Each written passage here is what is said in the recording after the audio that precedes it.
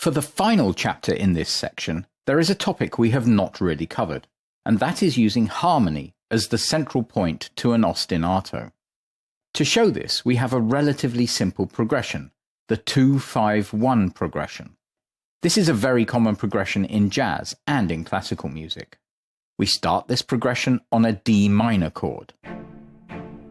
Then we add an E minor 7 flat 5 chord. And finally, an A7 chord. We are also playing the third in the A7 chord as the bass note, so the bass note in the A7 chord is a C sharp.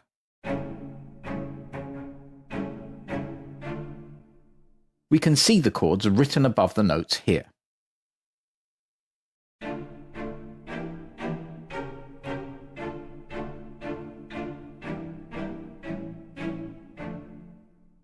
The accents in this ostinato exercise once again define the rhythm and do not follow the rhythm of the chord changes. We'll start by playing in the top melody lines. We do this because, as you will hear, the lower lines, i.e. the cello and the contrabass, will change the groove quite substantially when we add them. So I'll play through violin 1 once before I record it.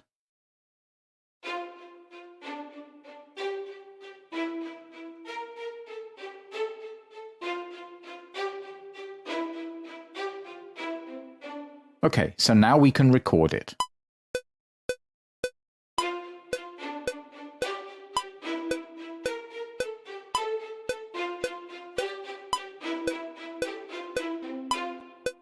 I'll quickly go in and edit the double note I played, so that takes 1 or 2 seconds, which is certainly better than playing it in again. Now we can record violin 2. If we once again look at the score, we can see that violin 2 is playing a D note. The first violin was playing the F, and the viola will be playing the A note. So these 3 instruments are playing the notes of the D minor chord. So in this form of ostinato, the individual instruments are defining the chord progression.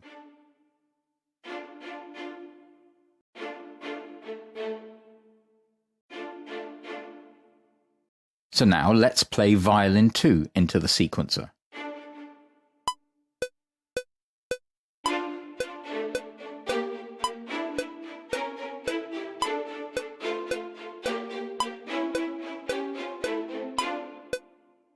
Now we can add the third voice, which is the viola.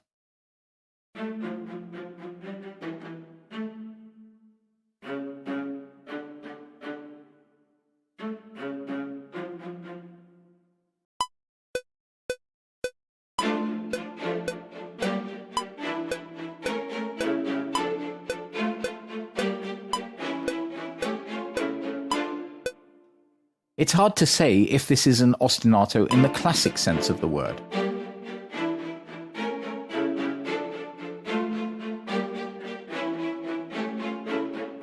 As it does not have a repetitive melody as such, but we still consider it to be relevant to our section on ostinato. Now we can add the cello. One thing to note here is that our metronome click is playing eighth notes, not quarter notes.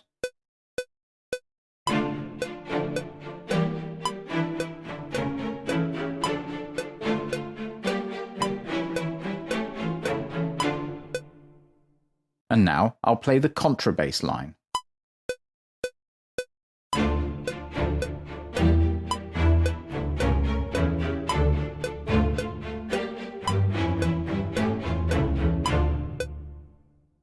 We can now put the tempo up to something like 150 BPM, and the difference won't be as dramatic as in previous examples.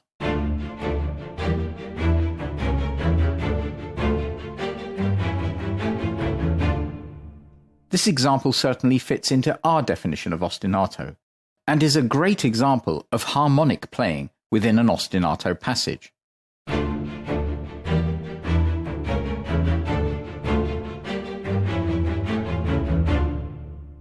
It's certainly a very recognizable form of ostinato that is widely used in orchestral scoring. It's also an excellent example for you to copy.